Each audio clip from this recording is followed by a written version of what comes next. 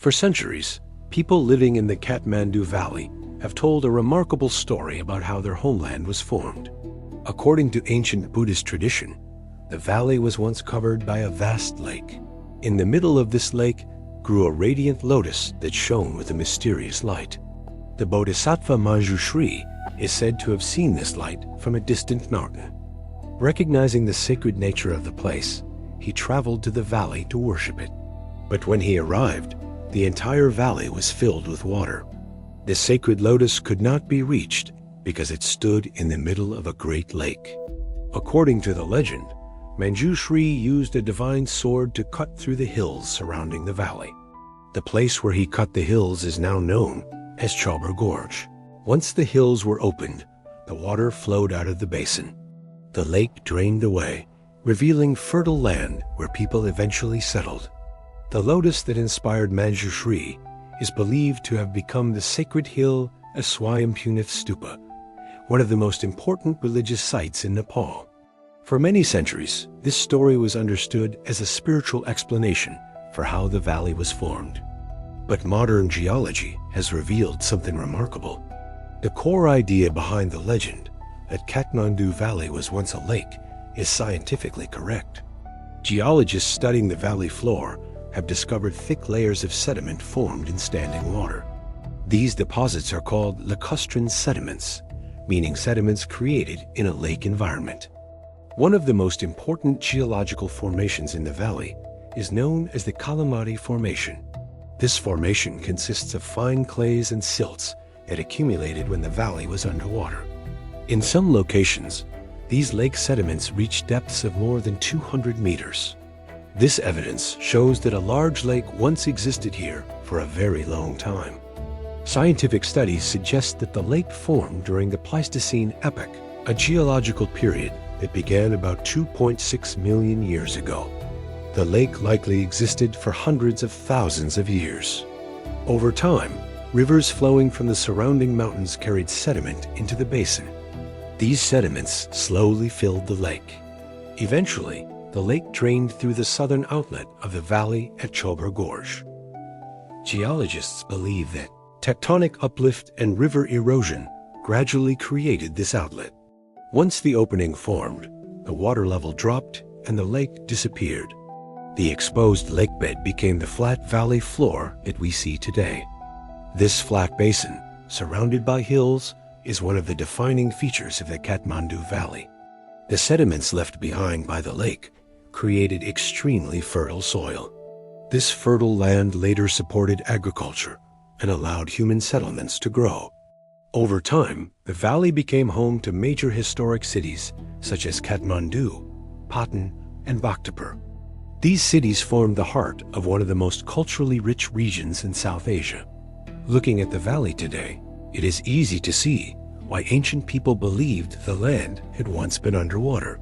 The basin shape of the valley resembles a giant bowl. The surrounding hills form natural boundaries, and the narrow gorge at Chobhar looks like a place where water could have escaped. Without modern geological knowledge, the most logical explanation for these features was that the valley had once been a lake. The legend of Manjushri cutting open the hills may therefore represent a symbolic explanation of a real geological transformation. Many scientists and anthropologists believe that traditional myths sometimes preserve cultural memories of natural events. Flood myths, volcanic legends, and earthquake stories appear in many cultures around the world. The story of the Kathmandu Lake may be another example of this phenomenon. Long before geologists studied sediment layers and tectonic movements, people in the valley had already recognized something important about their landscape. They understood that their homeland must once have been underwater. Modern science did not create that idea. It confirmed it. Today, the Kathmandu Valley stands as a remarkable place where mythology and geology intersect. A sacred legend preserved through ancient texts turned out to contain a real geological truth. The valley really was once a lake, and the memory of that ancient lake still survives, not only in the rocks beneath the valley floor, but also in the stories people have told for generations.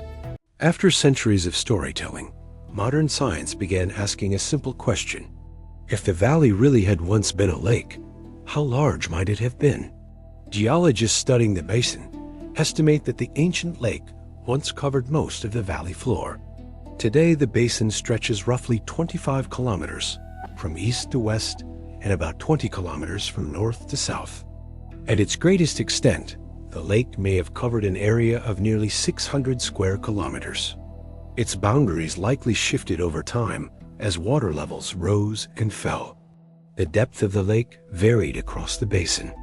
Evidence comes from the sediments beneath the valley floor. In some places, these deposits are more than 200 meters thick, suggesting that the lake persisted for an extremely long time and may have been quite deep in its central areas. To imagine the valley thousands of years ago, one must look at the surrounding hills. Standing on those ridgelines during the age of the lake, the landscape below would have appeared completely different. Instead of farmland, towns, and cities, the entire basin would have been covered by water. The hills that now form the edges of the valley would have served as the shoreline of a vast inland lake. Rivers flowing down from the mountains carried sediments into the basin. These sediments slowly settled on the lakebed, forming layers that accumulated over thousands of years. Those layers still lie beneath the valley today. The memory of this ancient lake did not disappear from human culture. Among the traditions of the Nuer, the story of the valley emerging from water has long been preserved. Religious texts and cultural traditions describe how the land became suitable for human settlement only after the water drained away. The sacred geography of the valley is tied to this story. The hill associated with the radiant lotus in the legend later became the site of Swayambhunath Stupa, one of the valley's most important religious monuments. For generations, this story remained part of the cultural identity of the valley. Centuries later, scientists began to investigate the geological history of the basin. One of the researchers who studied the valley was Gudrun Corvinus, whose work helped document the thick sediment layers beneath the valley floor. By analyzing these sediments, scientists discovered that they were formed in a lake environment. These deposits belong to what geologists call the Kalimati Formation.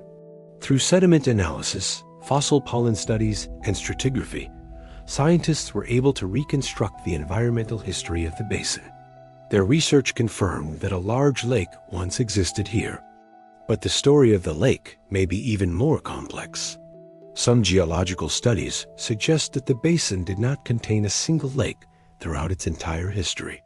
Instead, the valley may have experienced several lake phases.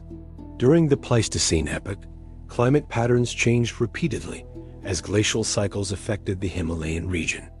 These changes influenced rainfall and river systems across the mountains. At the same time, tectonic movements slowly reshaped the landscape. Together, these processes may have caused the lake to expand, shrink, and refill multiple times before finally draining. When the water eventually escaped through the narrow gorge, now known as Chobhar Gorge, the lake disappeared. What remained was the broad, flat basin that forms the Kathmandu Valley today. The sediments left behind by the lake created fertile soil across the valley floor. These fine clay and silt deposits retain moisture and nutrients, making them ideal for agriculture.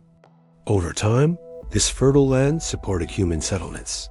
Eventually, the valley became home to historic cities such as Kathmandu, Patan, and Bhaktapur. In this way, the ancient lake shaped the very landscape that allowed one of the most culturally rich regions of the Himalayas to flourish.